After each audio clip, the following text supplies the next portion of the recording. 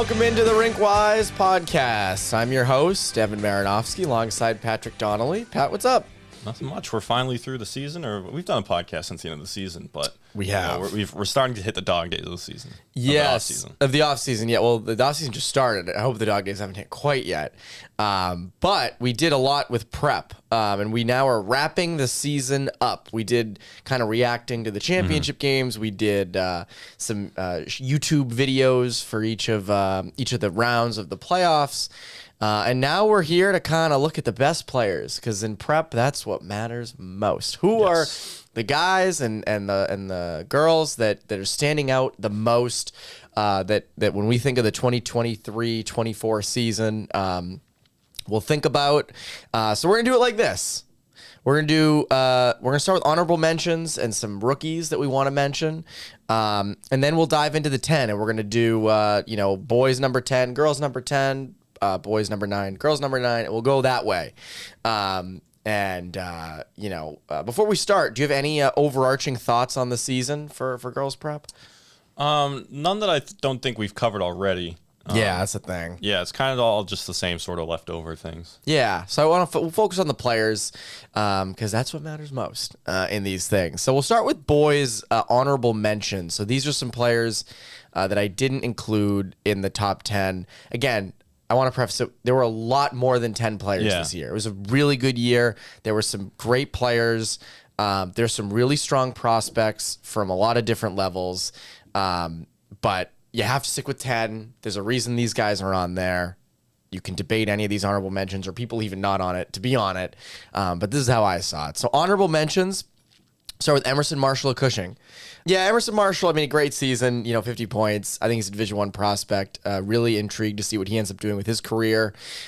Great player. Again, I think it's telling that he was the best offensive player, at least number-wise, for Cushing. They had a lot of Division I kids, had some NHL prospects. He stood out a lot. So Emerson Marshall's an honorable mention. Pavitt Mera and Aaron Van Wee from Holderness probably should have included one in the top 10, but I put them as honorable mentions. Both were the leaders in points for Holderness. Again, Holderness, an Elite 8 team, phenomenal team. Aaron Van Wee went from being a Lindenwood commit to a Maine commit, and Pavitt Mera, I believe, is still uncommitted. Really strong prospect, dynamic.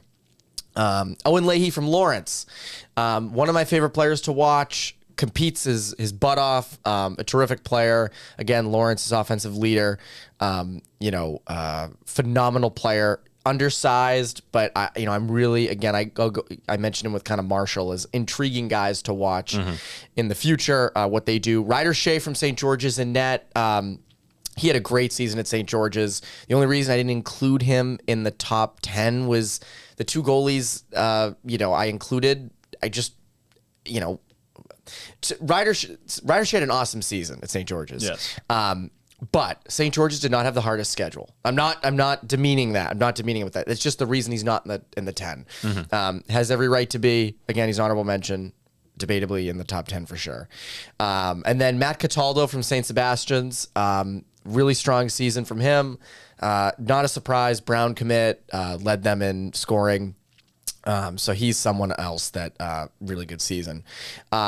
Real quick on the rookies. This was a really good year for rookies, I thought. Rivers, obviously Carter Meyer and Finn Sears. Those two were dynamic. They were leaders for Rivers. Meyer ended up leading them in points. I think Sears was third. I should probably check that. But they were both, I watched them at the 14U level. I remember thinking, they're really good, but it'll be interesting to see what they're like when, they're up against older kids. Yeah. And lo and behold, they were completely fine, and they weren't just fine. They were, they were standout star players. Finn Sears was third on that team in points. So those two are obvious. Noah Servilis at Dexter, an 08, really good freshman. I was surprised he did not get an NTDP invite, NTDP camp invite. Really dynamic, very creative offensively, put up some good numbers.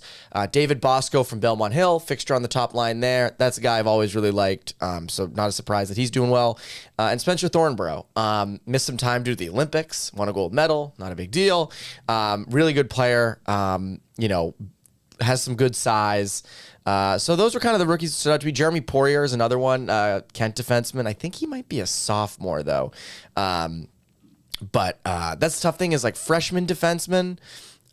It's hard because he's a sophomore. 08, so he's an 08. That's basically a rookie. It's hard with defensemen. Like Miles Brosnan's a freshman at Dexter, but I think he's an 07. He had a great season too. So good year for rookies. Interesting stuff with the 08s and especially the 09s with Carter Meyer and Finn Sears. That's my honorable mentions and rookies. What about you with girls? Yeah, so girls, honorable mention, we'll start off with Zoe Rosenberg. Led the NEPSAC in goals, 33, wow. 54 points. Someone we didn't really talk about at all this season because she's at Portsmouth Abbey. And so that's sort of, it's like the strength of schedule and team performance kind of holds her out of the top 10, but you cannot deny the production she had. 100%. So an awesome season for her. Caroline Averill, who, slowish start to the season, then went to the U18 Worlds with the women and won the gold medal. Came back, was a huge stabilizing force for Andover's forward group. Then I got Jamie Griswold at Nobles, BC commit. She's a senior going out on top. Just on that Nobles decor, you have Olivia Maffeo and Sophia Levering putting up all the points, doing it all every shift, and they're grabbing the headlines. Then you have Jamie Griswold and even Ainsley Gray, who a little more shut down. And Griswold has the size, the reach, physicality, great skater. I don't think she scored a goal this year. So she's not that the offense isn't there, but Tom Reeser's not putting her out there for her offense. Exactly. She was phenomenal against Williston in the title game, complete shutdown defender. And so very well deserving of the mention. And then I got Nora Curtis at Williston, their top line center. She's a junior, really big frame, someone you kind of wonder, someone who is sort of a pure goal scorer, especially in the slot. She's in the bumper slot area on the power play, scores a lot with a one-timer in the slot. Someone I'm surprised isn't committed yet, at least from what I can see. Then we got Annie Dingus at Deerfield, had a phenomenal start to the season, kind of tapered off towards the end, but again, I believe top 10 in scoring, over a point per game. And then one more is Ava DeCourcy, I believe a sophomore defender at Tilton, someone we didn't really talk about much at all. But her production, her freshman season, and now let me find it here as I struggle to type. She had 24 points. Well, your chair's chair. Yeah, I'm all thrown off. Yeah. 24 points, 16 goals as a defender as a sophomore, and that's coming off 21 points last season as a freshman. And again, Tilton up there in the Lakes region, maybe not necessarily the strongest schedule, but you can't deny the production in what she's doing as a young player there. No, you can't. I just want to add one more honorable mention. I mean, I could do this all day. Parker Murch from Berwick. Yeah. We don't talk a lot about Berwick. Kind of falls in line with the Portsmouth Abbey that you just mentioned. 60 points in 29 games, 61 points in 30 games, including 31 goals. That's impressive as heck. We don't talk about it a ton because, no disrespect. It's just a little bit not as hard of a schedule. But he had a great season. He's an 07 sophomore, so it's going to be really intriguing to see what he ends up doing. Yeah. I'll throw a couple more goalies in there because I only had one goalie make the top 10 just because I think the skater pool was so deep this year in prep. But, Anya Zubkowska, won MVP for the Elite Eight Nobles. The only reason she's not out, she didn't have obviously Nobles is really strong strength schedule. She's seeing great teams all the time. But you have a lot of goalies ahead of her that are seeing 200 plus more shots than her. But she was still phenomenal, made every save she needed to make. She was nails in the Elite Eight. I think she had a 940 save percentage to end the year. Then you got Veronica Hadamowski at Groton. Someone, Tim Leroy is, beating the drum. She should have a commitment. 950 save percentage. Vera Lee at New Hampton, small school MVP. And then Alexa Karen at BBN, she was nails in that championship game against Dexter. Yeah, so those are interesting ones, and I'm gonna add two more goalies. Yeah, the goalies are tough just because there's so much talent in the skaters. It is. Ethan Romanetti at Groton had an awesome year, senior, 934 save percentage, 229 goals against. Got Groton a playoff spot. He's definitely someone. And then Connor Towley at Hotchkiss had a really good season, junior 06. He was great at the Floodmar. Hotchkiss had some really bad times this year, but he was never a problem. So he would be another one. Let's dive into the top 10. Yes. We can do this all day. Yeah. And it's no disrespect. Do we want to get into the freshmen first? Oh, yes. Do your rookies or freshmen. So I have a couple from Phillips Andover, Maggie Averill, and Kimmy Duplessis. They were a pair together, and it's kind of really interesting. 2 freshmen, but Maggie Averill's almost 6 feet tall, and Kimmy Duplessis is, I think, 5'5". She's very small compared to Maggie Averill, maybe even smaller. But I think, Maggie Averill comes in with all the fanfare, one of the best, I believe, 08s out there. Great season. She's a real weapon on the power play in the offensive zone, just a bomb from the point. And effective with her reach on breakout passes. Kimmy Duplessis, I thought, shifty skater, smaller, and just made good reads and smart decisions at the offensive blue line for a younger player. Sometimes kids can get a little too aggressive or too passive as young players. Oh, yeah. But I thought she made some smart plays. You had Mia Daly, ended the season injured, but, when Violet Carroll had to play D for Williston, she was riding shotgun on the top line and playing well. She looked like she belonged. I think she finished with 24 points on the season. Off the top of my head, I could be wrong. And then a couple more. At Nobles, Catherine McCool, she's an 8th grader. That's right. With girls prep, it's like 8th graders. Yeah. Lower. I believe she's an 8th grader. She scored in the championship game. She was, Nobles going into the year was like, where's the offense going to come from? Because they lost some key players. They kind of struggled at times offensively last year. And she stepped right in, I believe, with 22 points, led the way for the younger pack. And then Bella Zapata, another freshman at Westminster. Great start to the season. She was one of their leaders in points and goals. She's a really, really strong skater. Smaller, so quick and shifty, efficient strides, and kind of cooled off towards the end of the season, which is understandable for young players getting used to the schedule and stuff and the strength of the competition, but really strong first season to build on. So good freshman class. Yeah. That's always a good thing.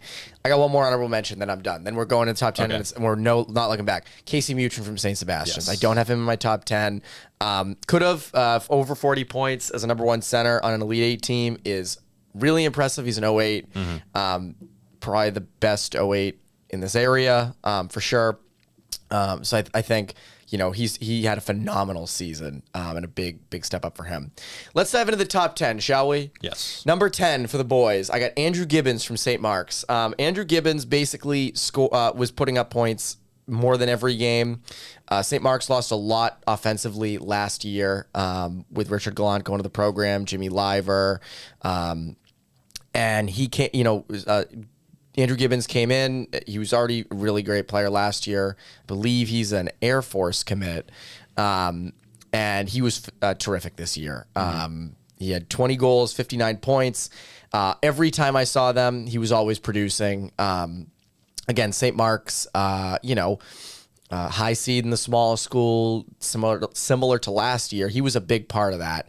That's senior scoring. So senior 05, really great prep career. Had 36 points as a sophomore, 38 as a junior, 59 as a senior. Always could be counted on to score. Again, averaged over 2 points a game this year. So great player, and someone that I think will always be remembered fondly around the prep ranks. Yeah. What about you for number 10? Number 10, I got Allie Martinello, the goaltender at St. Paul's. She's a senior, I believe, committed to Colby. Saw, I think, the 5th most shots of any goalie in the NEPSAC. Wow. 701 on the season, 940 save percentage. By far the most shots, like not even close to the most shots of any Elite 8 goaltender. And she was nails. She's the bedrock back there, especially for, St. Paul's team that had its ups and downs and still found a way to make it to the Elite 8. She was so key for them. Yeah, I can totally see that. So we are moving on to number 9. For the boys, number 9, I got Brendan Giles of Brunswick. 39 goals, came so close to 40. He did have 68 points, averaged 2 points per game.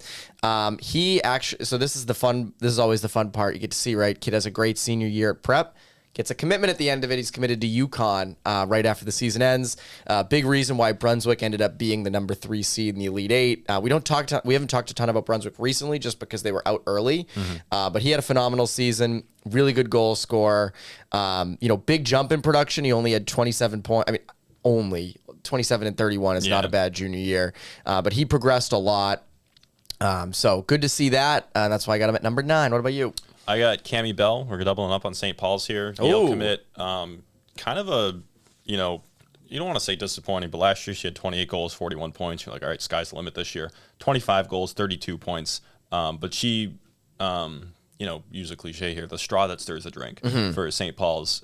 Anytime she was on the ice there, especially some of the games I saw her play, could do practically whatever she wanted offensively. Elite release, very good offensive instincts. There's sometimes on the rush, you take it to the net, don't settle for a shot from the perimeter. But that's a lot of young players at this level too. But she's going to be at Yale next season. She was in the quarterfinals with Nobles. She was the biggest reason that St. Paul's was in that game. And it was really just cool to see her go toe to toe, not single handedly, because she had a strong supporting cast, especially on her line. But the offense went with her. Yeah, it did, and it's good to see St. Paul's get 9 and 10 on this list. Hey, it's Bobby Moran, Director of Athletics at Thayer Academy. You know what?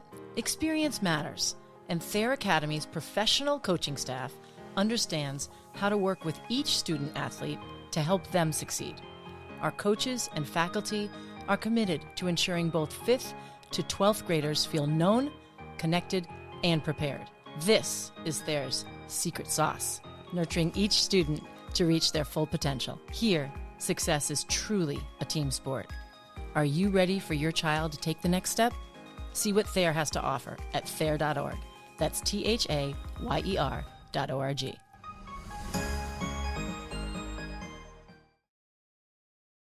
Do you want to skate fast?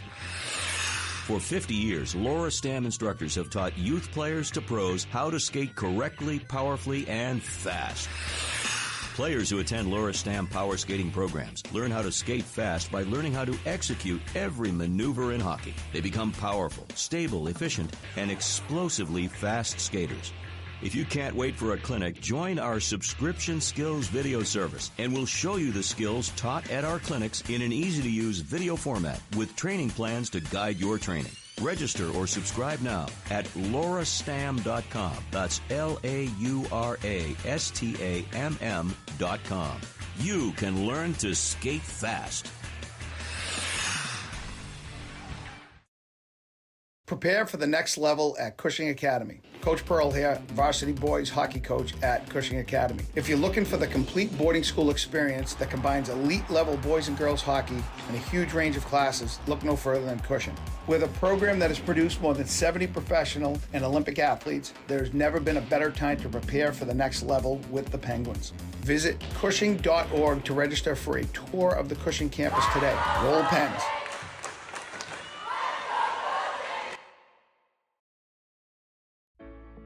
Hi, my name is Chris Santello. I'm the owner and president of Impact Hockey Consulting.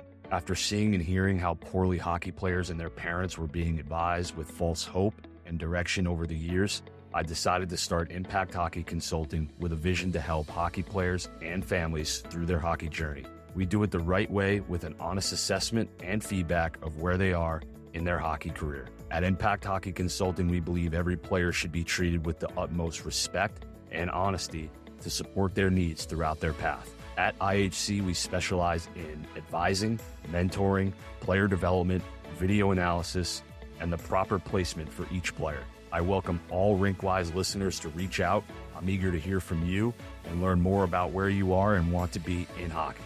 Please visit our website, impacthockeyconsulting.com, to set up a call today. Moving on to number 8. For the boys, by the way, when I say moving along, did you see the video I posted? I think it was the draft episode. The great guys over at Moody Street TV who put our show together they sent me a reel because I kept saying moving right along to each one, moving right along to 8, moving right along to 7, 6. So now I'm like, I can't say moving along. So no more moving along. It is. It's an earworm. Number 8, Blake McMiniman, goalie from Kimball Union.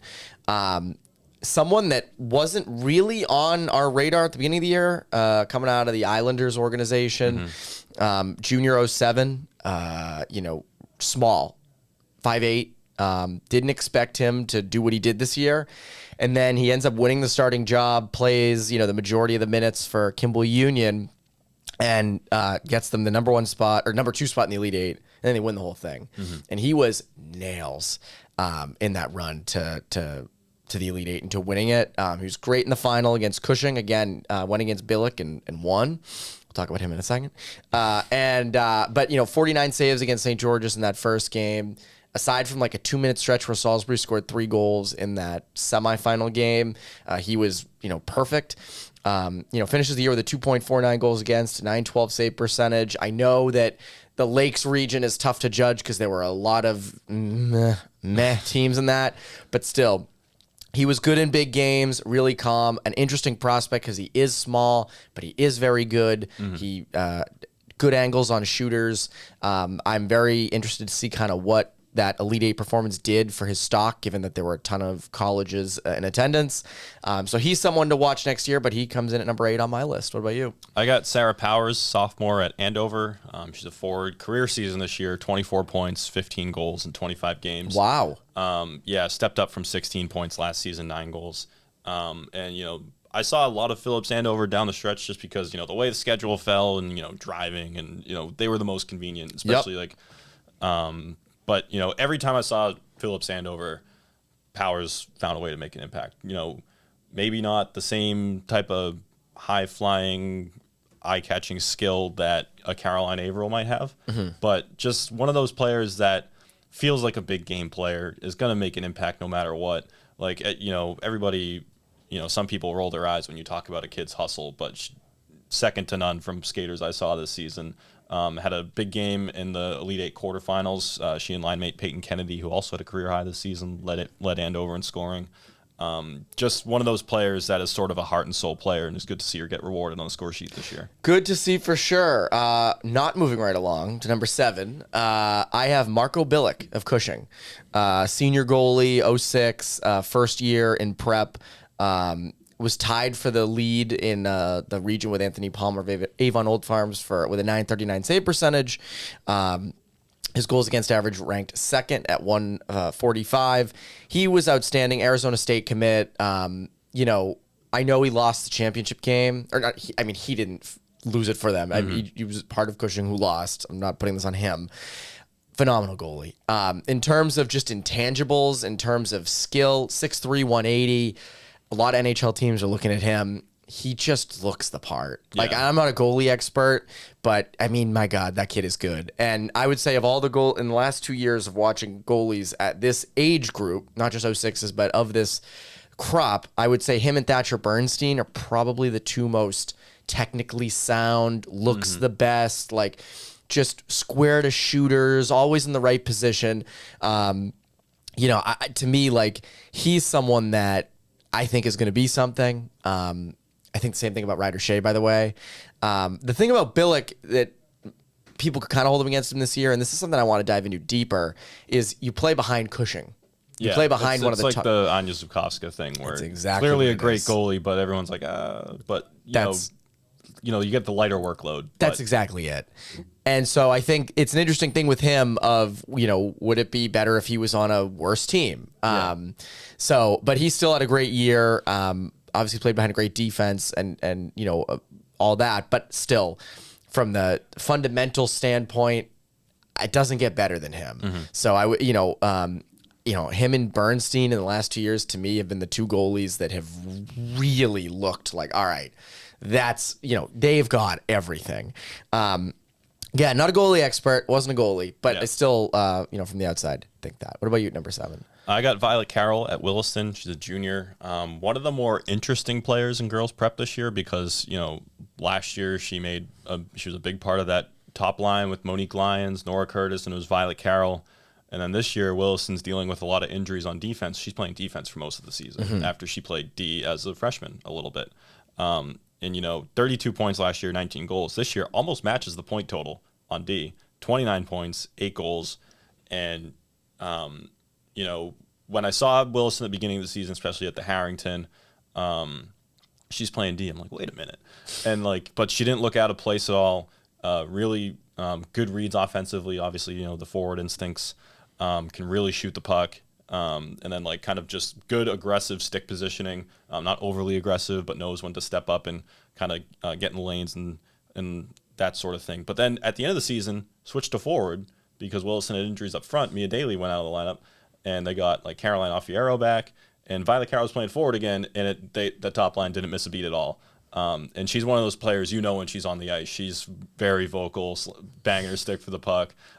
She wants the puck, and she delivers when she has it. Those are the players that actually go on to do real things and show that versatility. There's actually a kid at Salisbury, Ty Creech. He's 6'4", used to be a forward. He went back to D because they had a bunch of injuries. Then I think they put him back at forward, and he was like, kind of like defense a little bit better.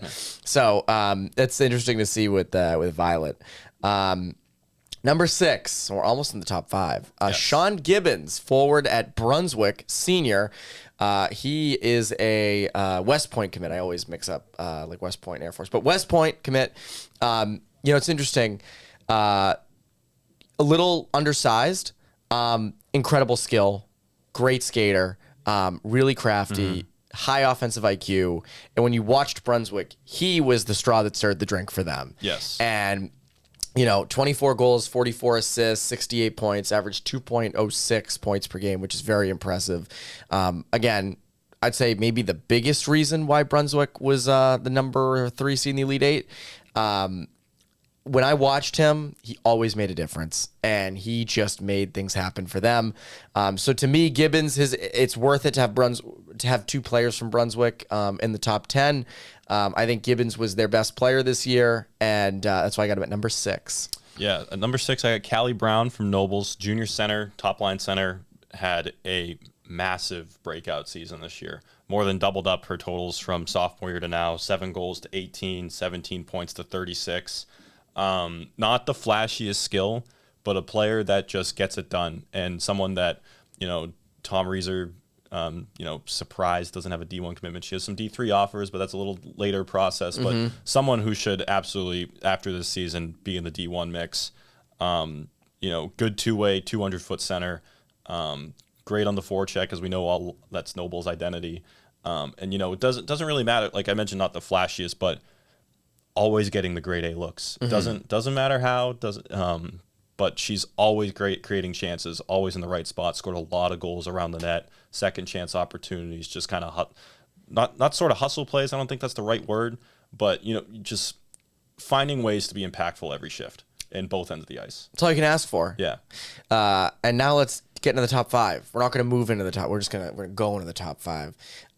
For me, number 5, I got Caden Harrington, a senior defenseman from Holderness, an NHL prospect, someone that teams were watching all year. Really raised his stock. He's out in Green Bay with the Gamblers in the USHL right now, playing really well. Good size, a lot of offensive creativity. 7 goals, 42 assists. So that's 49 points in 29 games. That's almost 1.7 points per game, which is pretty crazy.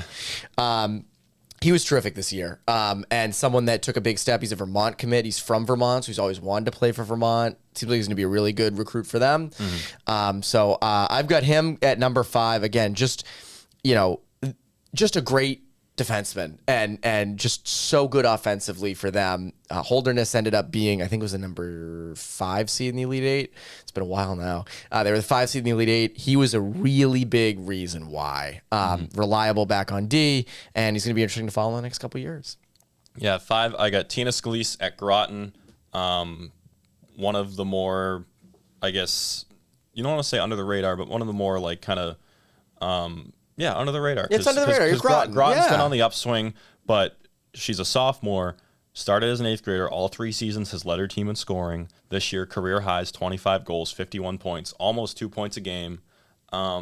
Really just skilled player with really strong offensive instincts and smaller, but wins matchups, even against bigger defenders. Is slippery with her skating, doesn't back down from the corners. Just a player that really, the sky is the limit, and someone who, when June 15th rolls around, should be getting a lot of phone calls. She should. And that was someone we had on our radar, or you had on your radar earlier in the season, like right after getting hired. That was one of the first names you heard. Well, so I'm talking to Tim Leroy before the season, doing the Groton season preview, and when you hear someone throw out the term like a program changer, and you're like, oh, eyebrows go up, and she's delivered. Yes, and he was honest about that, which is Yeah. always good. It was good when coaches are realistic about their players, and he clearly was with her. Number 4 for the boys, I have Andrew O'Sullivan, junior defenseman from Kimball Union. He had a Colgate commit mid-season.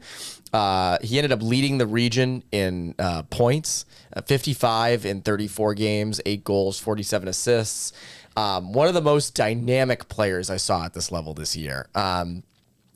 Just a great skater. When he wanted to take the puck, he could take it. Just could fly. Very offensively gifted. Defensively, he made strides this year. I just think the offensive impact was so great for Kimball Union and what they were able to do. He was always an impact player. He missed a little bit of time throughout the season. Still made a huge impact points wise. He was someone, again, like, he is a really good offensive defenseman, a guy that can run a power play and do all that. So I have Andrew O'Sullivan at number 4. At number 4, I got Sophia Levering at Nobles, senior defender, committed to Yale.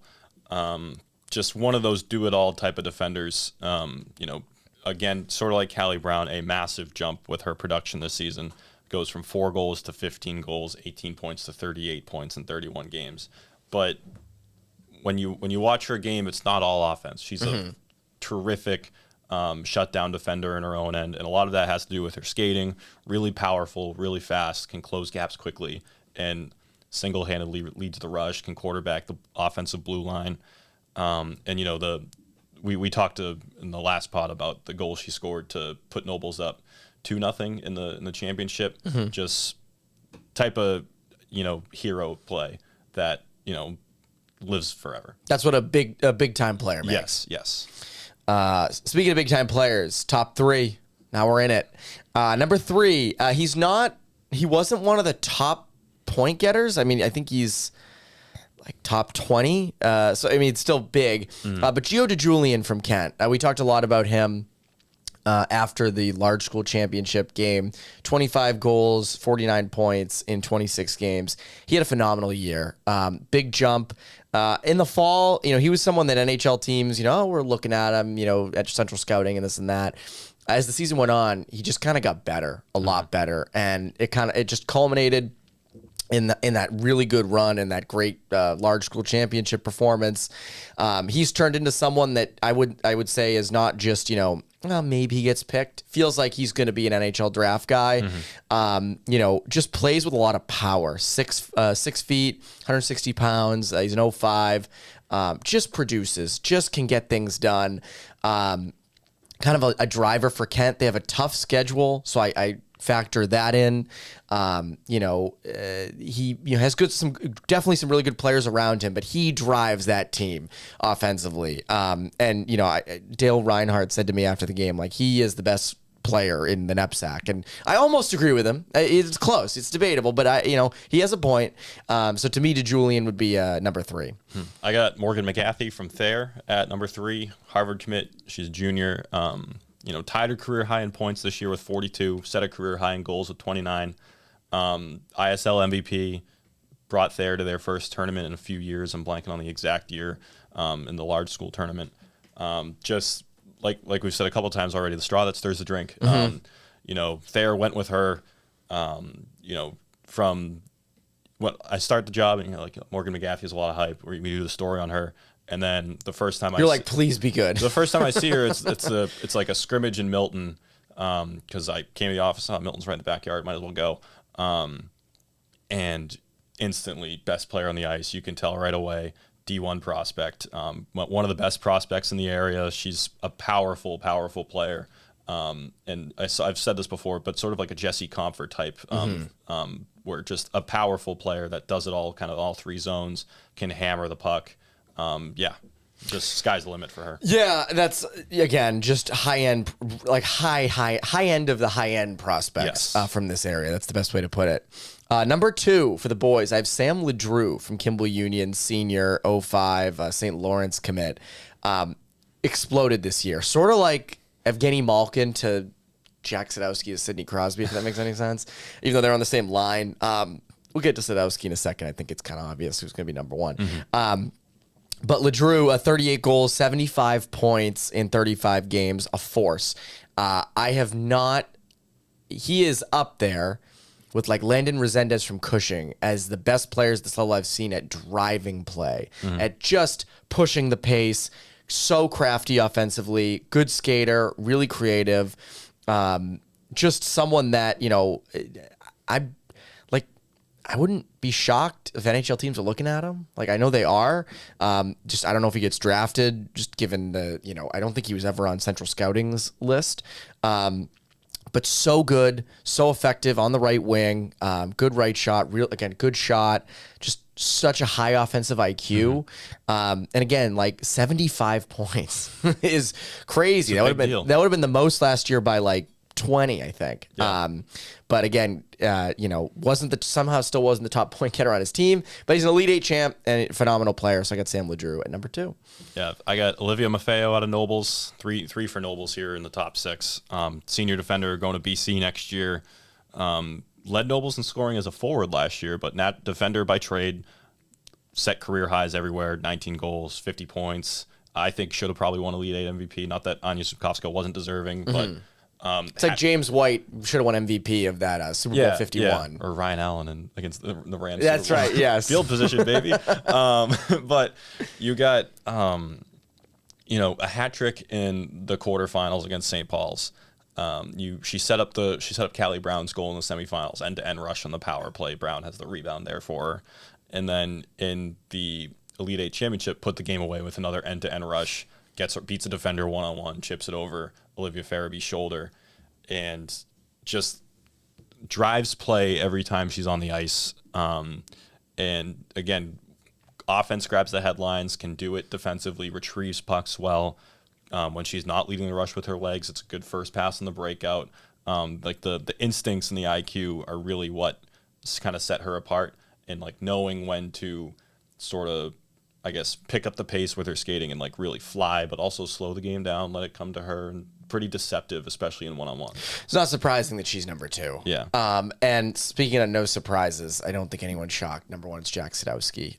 It was the season of him, 41 goals, 87 points, 37 games, Elite 8 champ, had 2, technically 3 goals. If they're at Harvard, they should be doing video review for that. Not really, but phenomenal Elite 8 game, phenomenal run.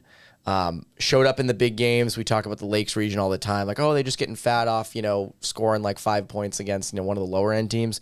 No, him and LeDrew both were phenomenal. I remember talking to Tim Whitehead for Kimball Union's magazine story, and he was like, I cannot stress to you enough, like, those two were just always showing up in the big games. And Sadowski was that to a T. Just a natural point producer. Just knows where to be. Great, very underrated shot.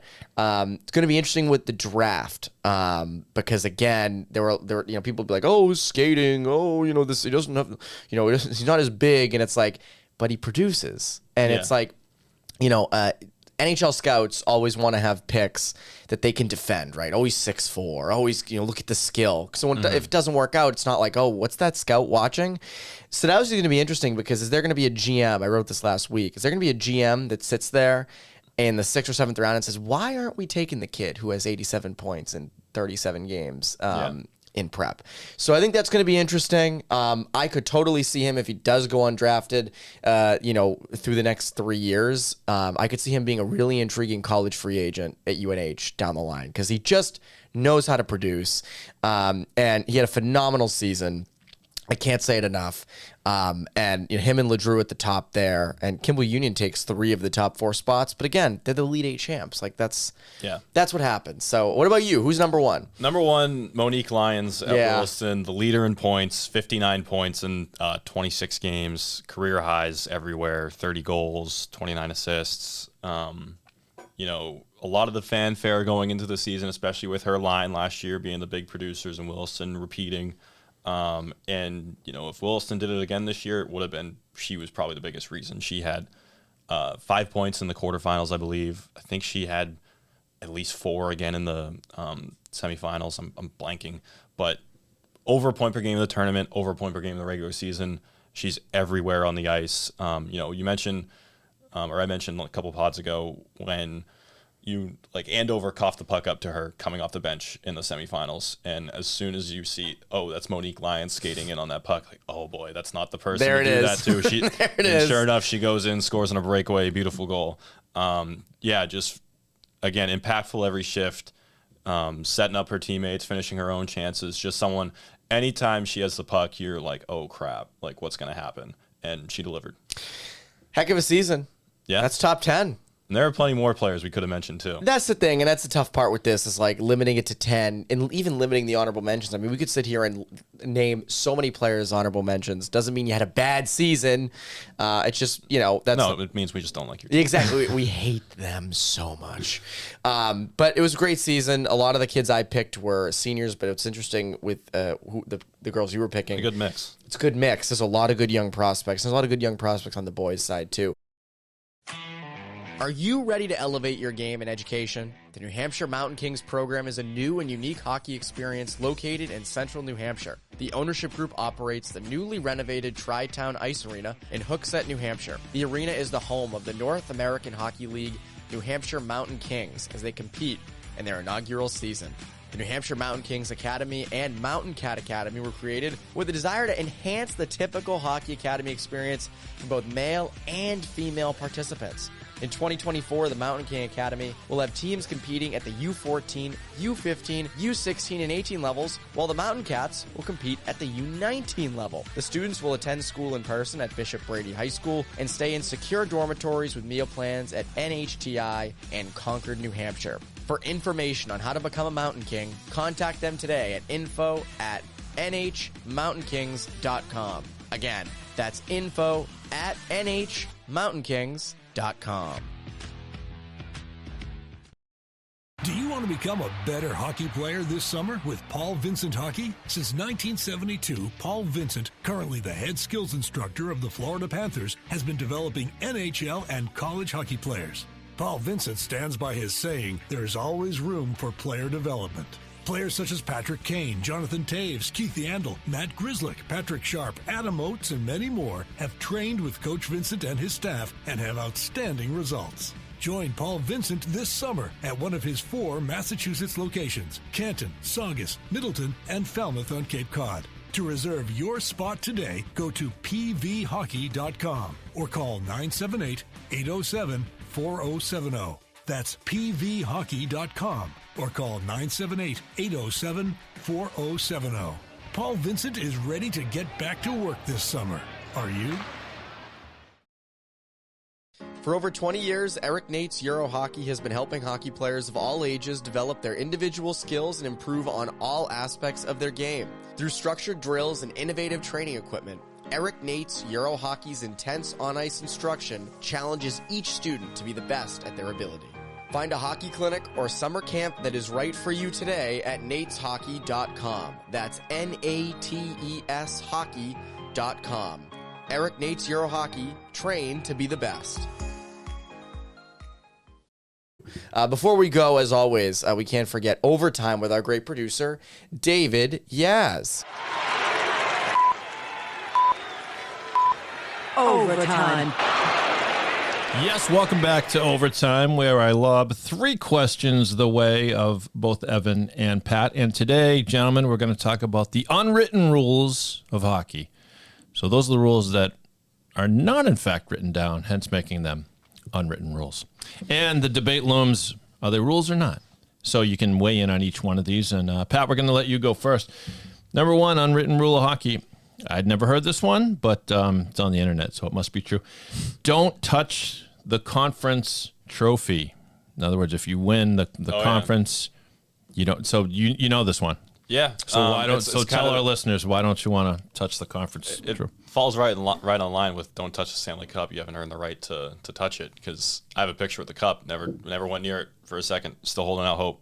But there's the conference trophy. It's like a superstition more than anything. Like you know, you had a couple teams. I think Washington did it when they won the Cup. Like, Ovi went up, grabbed it. Like, we're touching this thing. But, like, the Bruins never touched it. I think Sidney Crosby maybe touched it with the Penguins. And well, isn't the thing that if you touch the conference trophy, you're kind of cursed? Well, yeah, like, this is the best we're going to do. So, there are bigger things to play for. Right. You know, you don't want to curse yourself or, you know, superstition. It's more of a superstition than anything. And I like it. You know, bigger things to play for. Right.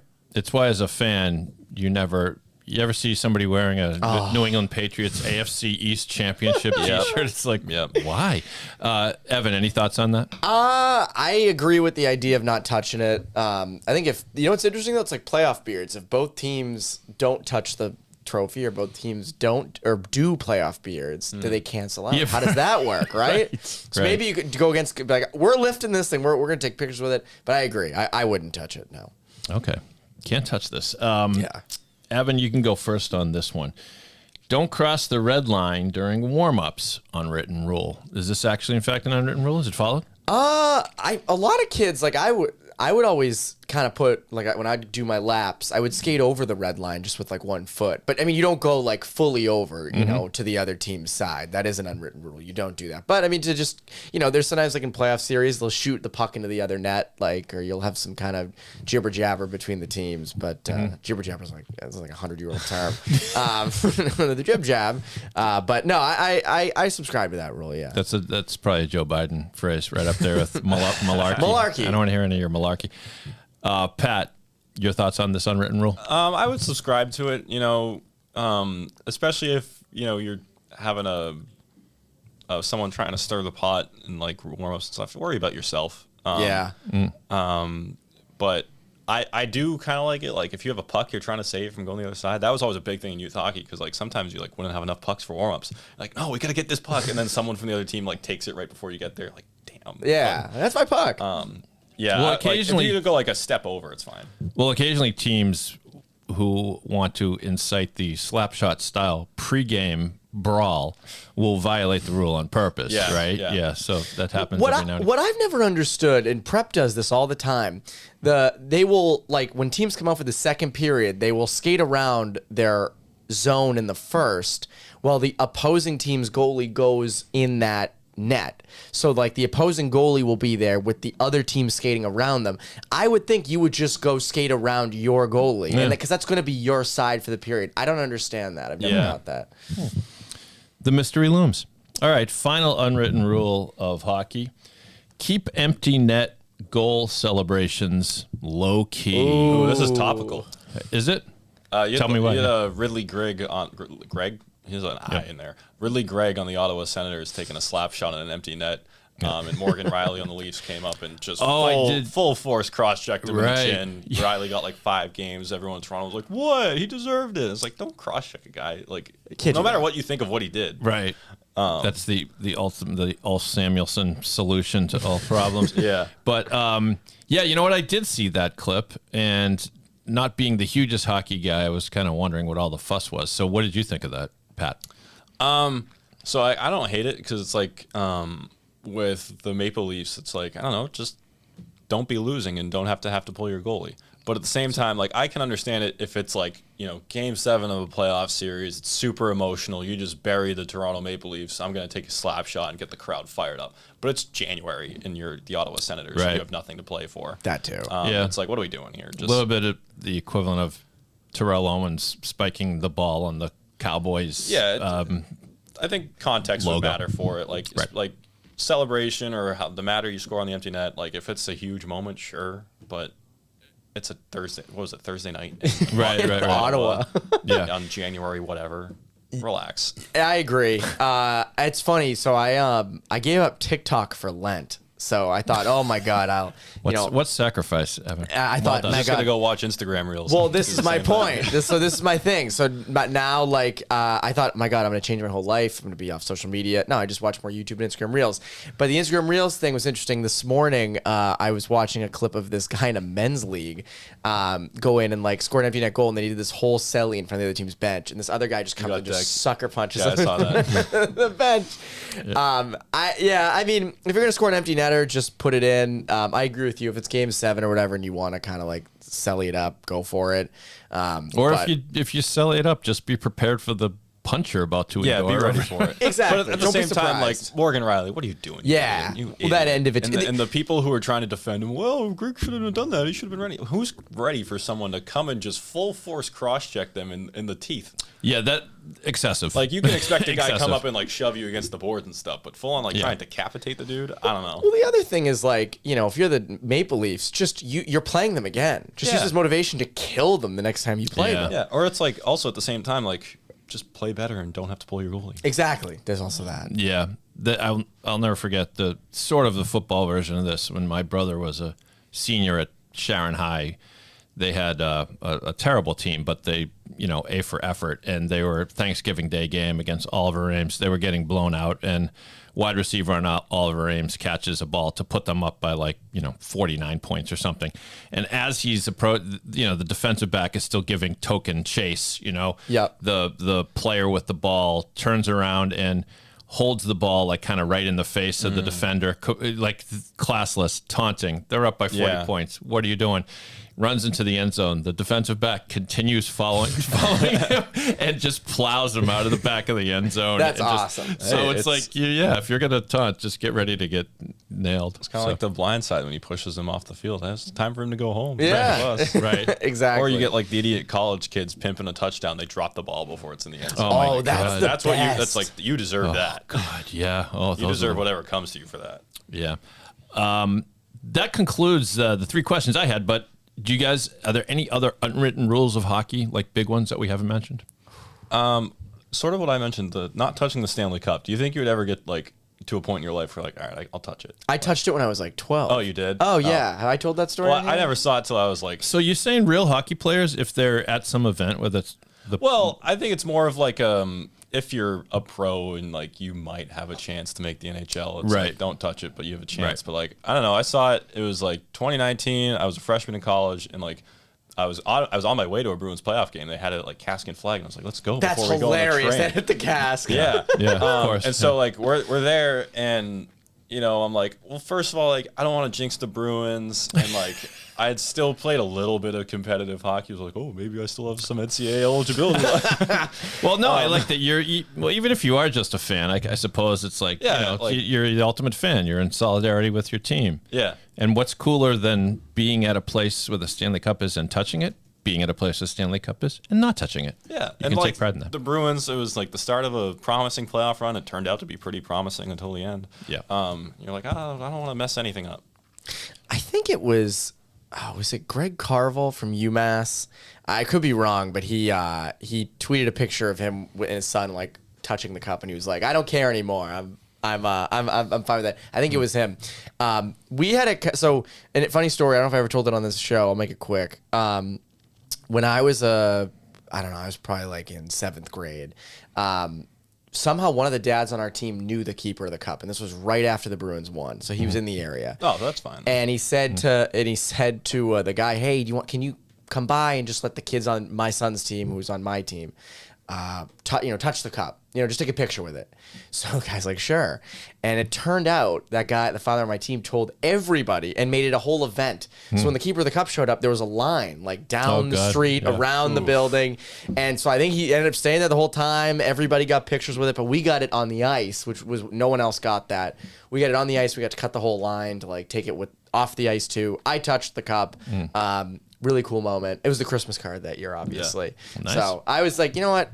I don't care. That's the ultimate house party that snowballs. Yes. Way too many people invited. It's a total crap show. Yep, that's exactly it. Well, I love how there are tales, sometimes spoken in hushed tones, about the cup being in suites in Las Vegas, and God knows what's happening to them and what people are touching them.